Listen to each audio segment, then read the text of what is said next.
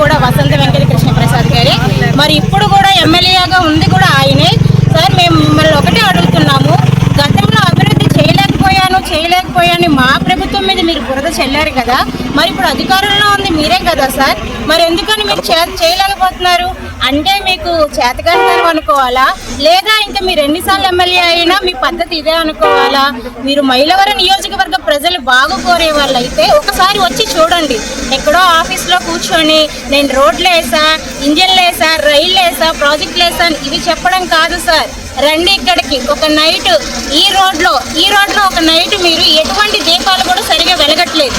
ఒక నైట్ మీరు తిరిగిన తర్వాత మీకేమీ అవ్వకపోతే అప్పుడు మీరు మాత్రం కారుల్లో ఏసీలో మాత్రం బాగా ప్రజలు ఓట్లు వేయించుకునేటప్పుడు ఇంటింటికి తిరుగుతారు.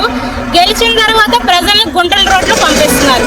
మరి ఇది మీ చేతకానితనమా, అసమర్థత? గత ప్రభుత్వం మీద బురద జల్లే మీరు ఈ ప్రభుత్వంలో కూడా ఎమ్మెల్యేగా ఉంది మీరే కదా కృష్ణప్రసాద్ గారు, మరి దీని మీద చర్యలు తీసుకోలేకపోతున్నారు? మీ సూట్ కేసులో డబ్బులు తరిగిపోతాయనా, లేదా దీని మీద వంక పెట్టి ఇంకా ప్రజల సొమ్ము మీరు కాజేయాలనుకుంటున్నారా? ఈ గుంటల రోడ్లలోని గుంటల రాజ్యానికి అధిపతి ఎవరనంటే కేపీ అని కూడా మేము త్వరలో చెప్తాం. TV5 అది మా ఛానల్ కాదు, మేము ఎవరిని పెట్టించలేదు. TV5 వాళ్ళు స్వయాన మీకు పెట్టిన పర్సంటేజ్ పేరు పావలా. అయ్యా పావలా ప్రసాద్ గారు, మేము గొంతులు చించుకొని మరి అరుస్తున్నాము. మీరు ప్రతిసారి కూడా మా మీద రివర్స్ లో కౌంటర్లు వేయడం మానేసి, మా మీద మీరు దృష్టి పెట్టడం మానేసి, మీకు ఎవరైతే ఓట్లు వేశారో, మిమ్మల్ని ఎవరైతే 2 సార్లు నమ్మి గెలిపిన ప్రజలు నన్ను నమ్మారు, నాకు ఓట్లు వేశారని గొంతులు దించుకొని అరుస్తున్నారు కదా. అయ్యా పావలా ప్రసాద్ గారు, ఒక్కసారి వచ్చి చూడండి అయ్యా ఈ రోడ్ల పరిస్థితి ఎలా ఉందో. ఒక్కసారి చూడండి, ఒక పూట పెట్టుకోండి. మీరు ఓట్లు అడగడానికి ఇంటికి తిరిగారు కదమ్మా, నాకు ఓటేయండి అయ్యా, నాకు ఓటేయండి అని. ఇప్పుడు రండి అయ్యా, ఇప్పుడు తిరగండి. ప్రజల ప్రాణాల కన్నా మీ సూట్ కేసులో డబ్బులు ఇంపార్టెంటా?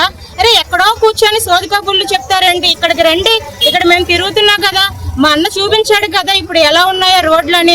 మీ చేతగాని ప్రభుత్వానికి ఒక్కటే ఛాలెంజ్ విసురుతున్నా, మీరు నిజంగా నిజాయితీ ఉంది నాకు, నేను చేస్తాను అని చెప్పడం కాదు, మాటలు కాదు, చేతల్లో చూపించండి.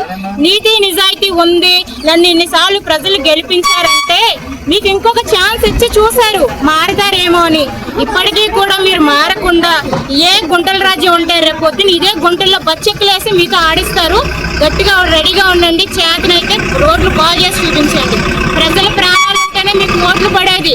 చేతకాని ప్రభుత్వం కాబట్టి మీరు చేతకాని వాళ్ళ మూల కూర్చున్నారు. చేతనైతే వచ్చి రోడ్లు వేసి అప్పుడు పడగొట్టి కాళ్ళు ఎగరేసుకొని చెప్పండి.